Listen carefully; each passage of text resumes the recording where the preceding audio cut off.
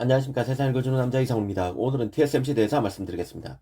이 TSMC와 관련해서 현재의 TSMC가 이전의 TSMC와 비교할 때 가장 달라진 것은 글로벌 팹 분산 전략입니다. 현재 그 TSMC는 매출의 96%가 대만 팹에서 나오는데요. 더구나 16나노 이상의 첨단 팹은 모두 대만에 있습니다. 월간 기준으로 12인치 웨이퍼를 10만 장 이상 생산하는 기가 팹의 경우 TSMC가 총 4개를 갖고 있는데 모두 대만에 있습니다. 그런데 지금 TSMC는 그 오나노 팹을 미 애리조나에 짓고 있습니다. 이뿐 아니라 그 독일 드레스덴, 일본에도 첨단 팹을 지을 가능성이 있습니다. 이유야 어찌됐든 현재 TSMC는 글로벌리하게 그 팹을 분산하고 있습니다. 그러다 보니 걱정이 있을 수밖에 없는데요. 바로 칩 품질의 균질화에 문제가 있지 않을까 하는 점입니다. 이 관련해서 최근 미 매체인 톰스 하드웨어가 이 TSMC가 생산 설비의 완벽한 구축을 위해서 대만에서 팹을 일부 만들어서 이 컨테이너로 옮기는 방안을 실행하고 있다는 보도가 나왔습니다. 이 사실 반도체는 한마디로 극도로 민감한 산업입니다. 경기에 민감하다는 의미도 있지만 엔지니어의 숙련도와 기술에 따라 그 동일한 제품이라도 공장별로 완성도와 불량률이 다를 수밖에 없다는 뜻입니다. 그래서 천하의 인텔도 이 문제를 해결하기 위해서 카피 이그젝틀리라는 그 독특한 경영 시스템을 도입하고 있습니다. 한마디로 똑같이 정확히 베낀다는 뜻인데요. 인텔의 경우 모국인 그 미국을 비롯해서 이스라엘, 아일랜드, 말레이시아 등 세계 곳곳에 팹을 갖고 있습니다. 그러다 보니 일찌감치 이런 문제를 극복하기 위해서 이 카피 이그젝틀리를 받아들였습니다. 인텔의 경우 그 공장마다 모든 것을 똑같이 만듭니다.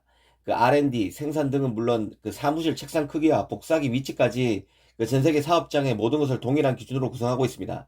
이 생산 라인의 경우는 그 생산 프로세스, 장비 세트, 그리고 부품 공급사, 클린룸, 그 작업자 교육 방법까지 모든 것을 카피하고 있습니다.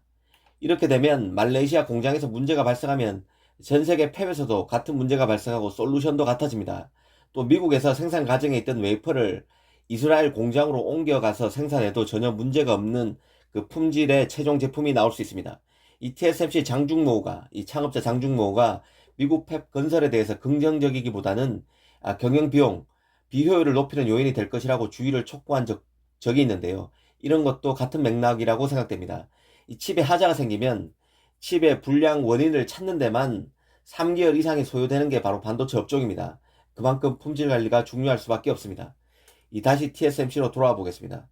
이 TSMC 애리조나 팹은 대만 이웨이 지역에 위치한 최초의 첨단 팹이 됩니다. 이 TSMC는 팹의 일부를 대만에서 만들어서 미국으로 운송하기 위해서 최대 5,000개의 컨테이너를 동원한다고 합니다. 운송 비용은 1억 달러가 넘을 전망인데요. 심지어 대만에서 직접 미국으로 옮기는 장비 목록에는 미 장비 업체인 어플라이드 머티리얼스, KLA 덴코, 램 리서치 같은 업체가 만든 것도 포함되어 있다고 합니다. 이 대만에 장비 개발자가 있기 때문에 현지 설치보다는 대만에서 설치 후 미국으로 출하한다는 것입니다. 이 TSMC 입장에서는 인텔의 카피 이그젝틀리와 같은 시스템이 없습니다. 그러다 보니 미국의 5나노급 팹을 구축하고 대만 팹과 동일한 구성과 수율을 유지하는 게 쉽지 않을 수 있습니다.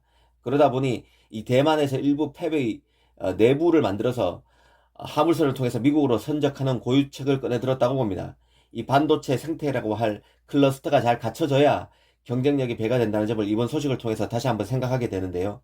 2024년부터 가동될 애리조나 팹의 수율을 사수하기 위한 이 TSMC의 고민이 느껴집니다. 오늘 이 시간에는 TSMC가 미국 팹의 일부를 대만에서 만들어 이동하는 이유에 대해서 따져봤습니다. 감사합니다.